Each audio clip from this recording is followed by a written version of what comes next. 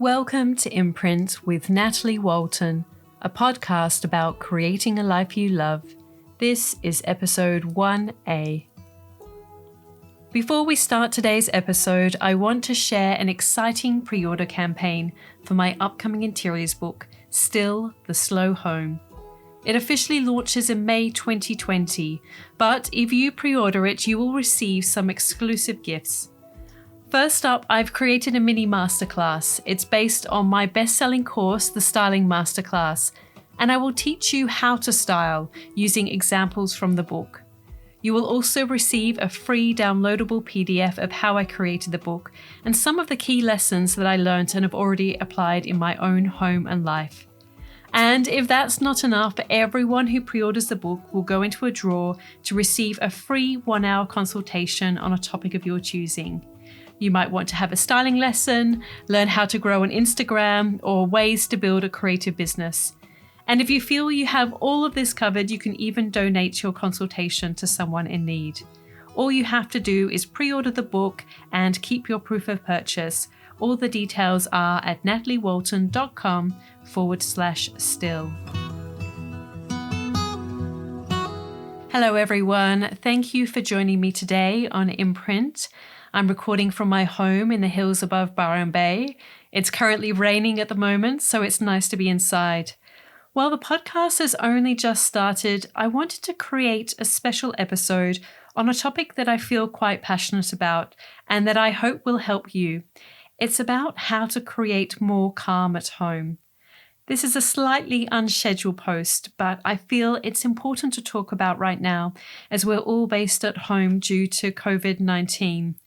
But these ideas are timeless. So if you happen to listen to this episode months in advance, then you will still get lots of ideas that hopefully can help you in your home and life. I've also created a free guide on my website that includes some of these ideas, so you can get that by signing up over there. So creating calm at home is important for many reasons. Our home is one of our most important creations. It's where we wake and set the tone for the day, and right now it's where we're spending all day, every day. But regardless of when you listen to this podcast, our homes are spaces that can help us feel safe and secure. They are our sanctuaries and where we can be our true selves. And it's also where we can experience all of the beautiful shades of love and life.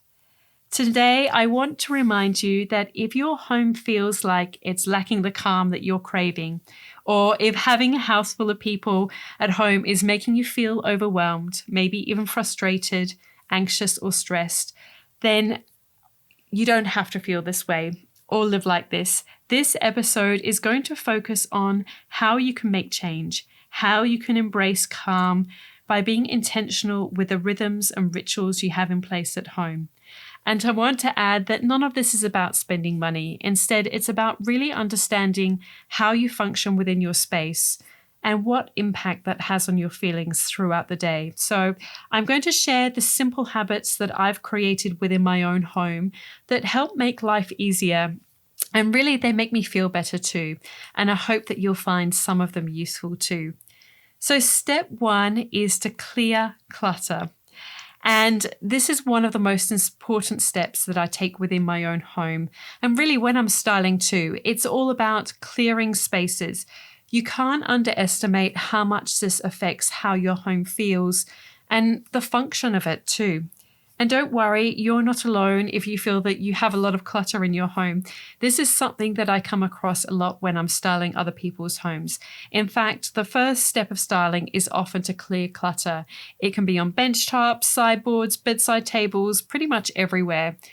And I just want to take a moment to make an important distinction. When you're styling a home for a photo shoot, it's very different to styling your home in real life. When you're working as a photographic stylist, you just move the clutter to the side, sometimes just out of shot, and literally it could be right next to you. But obviously, when you're styling your home or you want to make it the best that it can be, you really need to deal with the clutter. So let's talk about that. These are some of the ways that I can do it within my own home. What we do is we start our day the night before. What I mean by that is after dinner. So usually while we're getting the children ready for bed, but sometimes after they've gone to sleep, we have a tidy up.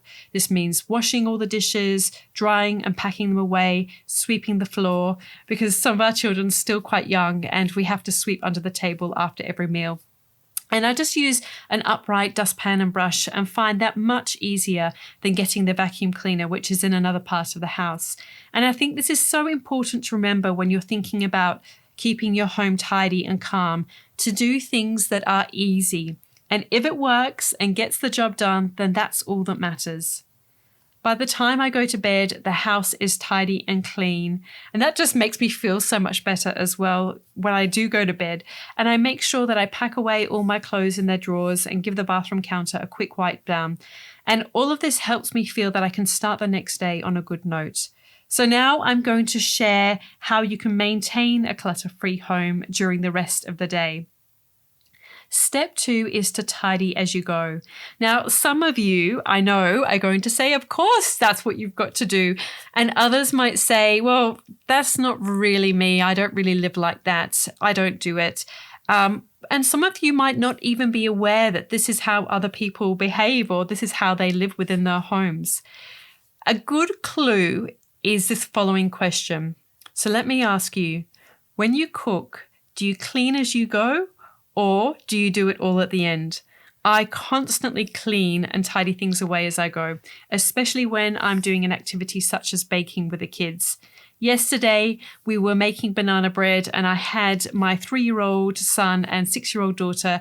I had them set up at stations on the bench top in the kitchen. I gave them 1 bowl each because we had a lot of ripe bananas. And so they were each making a banana bread. And after we used every ingredient, I would pack it away. So I crack some eggs for them, they whisked them into the mixture, and I was then putting the shells straight into the compost bin.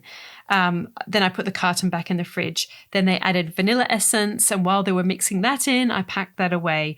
And the same with the cinnamon and the olive oil and all the other ingredients. So that's really important to me, to just keep tidying up as you go.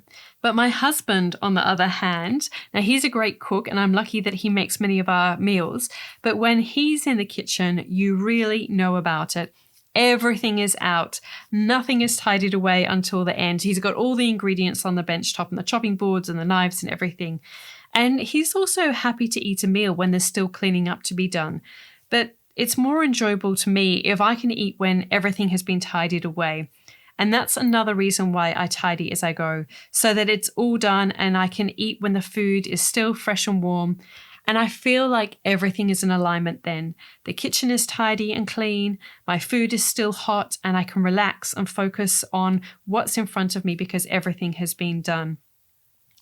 And just on the topic of children, when they're finished with an activity, they often rush off straight off onto another one. And if you don't tidy up as you go, sometimes you can end up with a big mess at the end of the day. So I always clean as I go with them as well. But even when the kids aren't home, I still do it. Step 3 is to take responsibility for your own actions. When we're talking about order versus calm at home, that means that I take responsibility for my own mess and clutter. And I just want to add a caveat here that this is always a work in progress. I am not for 1 minute saying that I'm perfect, but when I'm working on big projects, for instance, at my desk, often there can be books piled up. But when I'm in the kitchen or other areas of our home, I really do focus on the small actions I can make to create more order within our home. And this is about me choosing not to do everything, because I really believe that everyone needs to contribute. But if I make a coffee, I make sure that I put the beans in the compost. As you can see, we do a lot of composting, and I clean the milk jug, I dry it and pack it away. I don't just leave the milk jug on the dish drainer and walk away, because I know that mess makes mess. I'm a big believer in that. When things are left lying around, others in your family can suddenly feel as if it's a free-for-all, that no one has to take responsibility. And I'm not militant, far from it, but I do think that when you let things slide, it sends a signal to others that it's not important to you, or that they now have a license to slacken off. We see this all the time in the public, don't we? That If a rubbish bin on the street starts to overflow and people then start to litter on the ground, all of a sudden it's like it becomes more acceptable for everyone to do this. People don't think, oh, I will carry this with me to the next rubbish bin, or they'll take it home. So within my home and life, I really want to model to my children the behavior that I'd like to see. And that means taking responsibility for my own actions. And you can't expect them to pick up their toys if you don't pick up your own. It's a learnt behavior. So if they don't see you do it when they're young, it means that they don't see it as important. And when they're older, they can really smell the double standard. And that's not to say that they can't learn it at a later date, but I do find it's much easier if you can ingrain these habits at an early age. And I found it just makes your life easier. Also, with younger children, I often find that they go through a stage when they want to do everything that you do. So my 3-year-old loves to use the vacuum cleaner. Whatever I'm doing, he wants to take over. So if I'm vacuuming or mopping, he wants to do this. And I let him. I think it's great for them to learn these skills. And I know that this enthusiasm won't last forever. I can remember my 6-year-old daughter being like this as well. And I have to admit that sometimes if I want to get something else done, then I might just start one of these activities, especially vacuuming, knowing that he will want to do it and it will keep him happily occupied for about an hour. So there's a good tip for you if you haven't done it already. So taking care of your own clutter is important because you don't want to be making your home life situation worse. But you need to remember that you're also sending important signals to your children and maybe even your partner about what you value. And I want to be proactive and focus on what I can control within my own home and life. This takes us to number 4, which is to work as a team. What I mean by this is to make sure that everyone makes an effort. At home, I often say that we have to really help each other so that we can get more done, and that when we've done those jobs, we have more free time together as a family to do activities such as going to the beach or bike riding. Sometimes we have family meetings and explain or remind our children why it's important that they help and contribute to keeping the house tidy. At the moment, we have a pocket money system. It started because our eldest son wanted to save for a mountain bike. So the way it works is that once everyone's done their daily chores, which includes making their beds, keeping their rooms tidy, and helping to unload the dishwasher, then they can do some chores to earn money. And we've created a list which hangs in our pantry, and it's itemized with there's about 20 different chores that they can choose from, and there's a dollar amount next to each one. And so for every task, they can record their name, and at the end of the week, we tally how much they've earned. 10% of that money goes to savings and 10% goes to charity, and the rest can go towards something that they're saving towards. So this can be another way that you can get them to help and be part of your team at home. And with young children, I do think it's important to reward the effort, not the result. Obviously, when any of my children fold the laundry, it's not going to be the same as when I do it, but I give praise for their effort and I don't redo it, and I want them to feel that their contribution matters. Number 5 is about creating daily rhythms. I was going to say this in relation to children, but I think it's true for adults too, that when you have a consistent rhythm, life really does run smoother. Everyone knows what's expected of them, and it takes away the need to make lots of choices and decisions. I think this is actually true in the workplace as well. Within my family, I find that our daily rhythms also provide me with a lot of comfort and stability. As someone who runs my own business and works from home, I find this really helpful. So my husband and I always wake at about the same time and ensure that all the kids are out of bed to have breakfast together. We go through the same morning routines, and right now we homeschool at the same time every day. Then in the afternoon, the children have free time, but they know what that means. They can play in the garden or in their rooms. Often they like to read or do craft, but we have dinner at the same time, and our bedtime routines are a consistent thread in our lives. Dinner usually finishes at about 6:30, and then I get my youngest son, Miles, who's 3 years old, ready for bed. He has a bath, gets into his pajamas, and I read him 2 books. While I'm doing that, the girls get ready for bed, and once Miles is asleep, or at least in his bed, I read a chapter book with them. At the moment, we're reading Heidi. While I'm doing that, my husband reads to our eldest son, and they're currently reading Harry Potter again. I don't know how many times they've read that, but anyway, so from about 6 to 8, we're focused on dinner time and getting all of the children into bed, but everyone knows what to expect and it runs relatively smoothly. And it's also a really beautiful time to spend with the children. It's actually one of my favorite times of the day. And we all unwind, and it means that everyone also gets enough sleep and we all feel refreshed for the next day. Which leads us into number 6, which is start the day right. I could have had this higher if I was ordering them in terms of a daily routine, but I know that clearing clutter and creating more order at home are such big elements of creating a sense of calm that they had to jump to the top of the list. But obviously, starting the day right is important too. If you can, try to wake before other people in your family. I wake before the children and do yoga for about 15 or 20 minutes. And just a few stretches that I've learnt over the years. I don't do it with a computer screen. I know that you can do online classes. I try to stay away from screens first thing in the morning. Or I go for a walk. We're lucky that we live on a country road. So right now I can walk for about half an hour and never see another person. And sometimes I don't see any cars, but I really love these walks. I call them a moving meditation. I don't wear headphones. I'm not listening to audiobooks or podcasts.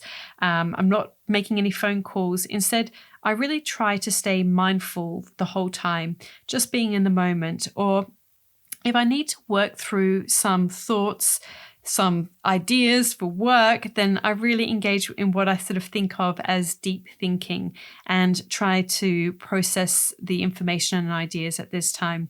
As I said, at home with 4 young children, there's not always a lot of time for quiet thoughts. So that's what I love about these walks. And I would highly recommend trying to integrate this into your morning if you can. And I wonder, have you ever meditated? I find it so helpful for my general sense of calm. I don't get as upset or frustrated with the children as what I used to. And it also helps me stay super focused when I'm working. I find it helps with clarity and really being able to prioritize what's most important with my time as well as in my life in general. I try to focus on the daily habits that make me feel good. And if you've been curious about meditation, then now's a really great time. There are so many teachers who are offering online classes, and often they have a free introductory class. For me, I'm not really aligned with a particular teaching method. Instead, when I meditate, I just focus on being present and allowing thoughts to pass through me and just finding peace in the moment. Whatever methods you use or habits you integrate into your life, I think it's important to be kind to yourself though, and be flexible too. If something isn't happening, that's okay. That's not to say it's never going to be part of your life. We all have different seasons of our life. There are 2 more important parts to my mornings. The first is that I did mention this briefly, but I don't check my phone when I wake. In fact, I don't check it until after we've done our morning routine, and sometimes not until lunchtime. That certainly was true before COVID-19. And I'm conscious of not checking the news as well. I only try and check it once a day and just stick to the facts and avoid opinion pieces and conjecture. When the news was first spreading about coronavirus, I could feel myself getting swept up in the hype and the hysteria of the news cycle, and I had to make a conscious decision to step away from it. I realized that it wasn't serving me or my family, and in fact, it was actually making me feel much worse. And now I'm also not checking my phone at all for news or even looking into social media on the weekends. And again, that just makes me feel so much more grounded.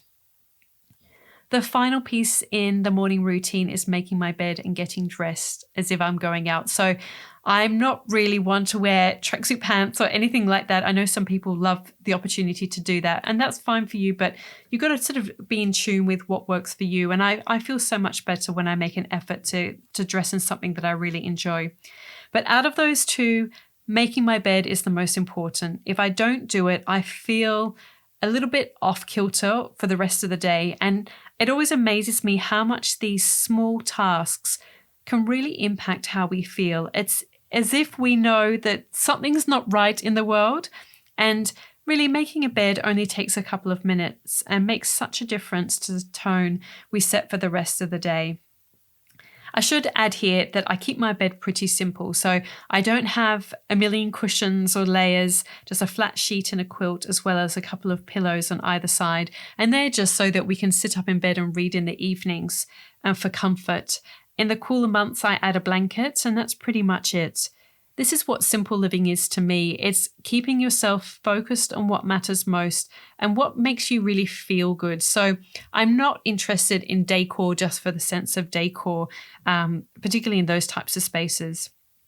So starting the day with a tidy house and a calm mind through my morning routine are two big factors towards creating more calm overall during the day.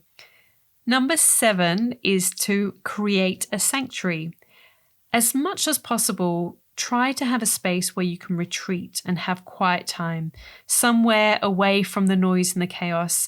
And consider how you create the space too, the elements that you introduce or don't. For me, I don't want a TV in my bedroom, for example, even though we don't have a TV, but you understand what I mean. Like, I really don't want that to be how I use my bedroom. And your bedroom is an ideal place to create a sanctuary. You can help to make it feel more that way by incorporating some rituals that can help yourself have a better quality sleep too. You know, the types of lights that you have in the space, or by introducing candles, for instance. For me, I find soft tones in the bedroom calming. I don't want to be stimulated by bright and bold colours or lots of busy patterns. As I mentioned, I don't want a television in there, and I don't want a lot of stuff either. My current bedroom is quite big, that's just the way that it had been built, but even though I have a lot of space, I deliberately don't fill it with stuff. There's not a lot of furniture in there or decor, and I just focus on what makes me feel good. So right now that's a neutral palette, natural materials, and my favourite linen sheets. And once the children are in bed, I create my own bedtime routine. That means turning off my phone about an hour before I go to sleep, turning down the lights because we've got a dimmer switch, and maybe lighting a candle, as well as writing in a journal and reading. Always reading. I love doing that. And when I do these things, life just feels so much better. Number 8 is to embrace rituals. Rituals, as I mentioned, are a quiet but important part of my life, and they are a way to introduce simple pleasures as well. I always have a glass of water when I get up first thing in the morning, but I don't just drink it mindlessly. I think about how it's hydrating my body, and I feel so much better for it. I also love having a cup of coffee in the morning, as I'm sure many of you do too. And it's not that I have these things, but it's about how I have them and how they make me feel. My husband and I always try to find a quiet spot to have our coffee. Sometimes we have to go to the other end of the house, which is where our bedroom's located, but we like to have a couple of minutes just to connect before the day starts. And I'm always conscious about how these rituals contribute towards my overall sense of well-being. And just on that, I never eat food at my desk. And as a family, we always have our meals as well as morning or afternoon tea at the table.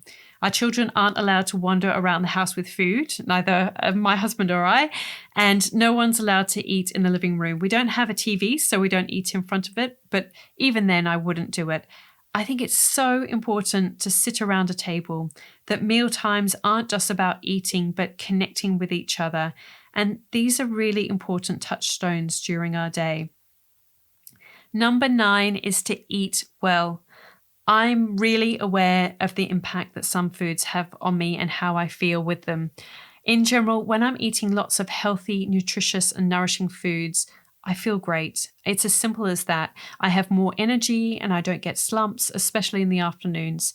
But if I eat sugar, then everything goes off balance. And don't get me wrong, I love sugar, but that's also the problem. I have a real sweet tooth, and once I get a taste for it, I really struggle to stop, and my blood sugar levels go all over the place. Before I know it, I'm crashing and I'm reaching for the next sugary fix. And when I'm low, I'm cranky and you really don't want to be around me. I also find that if I eat too many carbs, I have a similar reaction. What I eat has a huge impact on my own sense of calm. You might want to consider the impact that the food you eat has on you if you haven't already. Consider and think about, do you get afternoon slumps? Do you get more irritable about an hour or so after eating certain foods? Perhaps keep a food diary and also record in there your moods as well. You might be surprised at what you discover. I quit sugar about 8 years ago, and it was one of the best things I've done. When I went through that initial process, I really became aware of how much it was in my system and affected my moods. It really had become an addiction, and sometimes I might relax the rules a little bit and allow natural sugars into my diet, such as honey or maple syrup, such as when we're baking. But I often find it's a slippery slope, so as much as possible, I try to avoid them altogether. Of course, I'm not going to be a party pooper, and if I'm at a friend's house for a birthday and they have a cake, I'm going to have it and enjoy it, and I really do. But I make sure that the next day I'm back eating my blood stabilizing foods. And it might sound boring, but it's what works for me. And it's also really important to me as well, because my dad has type 2 diabetes, and since then he's developed some quite serious health issues as a consequence. So the food that we eat it's so important to our quality of life, and as well as our longevity as well. Number 10, reduce your alcohol consumption. I know actually since coronavirus has come on the scene that they've said alcohol sales have increased something like 30%. But for me, in a similar way to not consuming sugar, I really don't drink alcohol. It's not because I can't handle my drink, but I just find that if I have an alcoholic drink, the next day I'm more tired and cranky, and it makes me more short-tempered, and I really don't feel that's fair on the children or on my husband, and he feels the same way.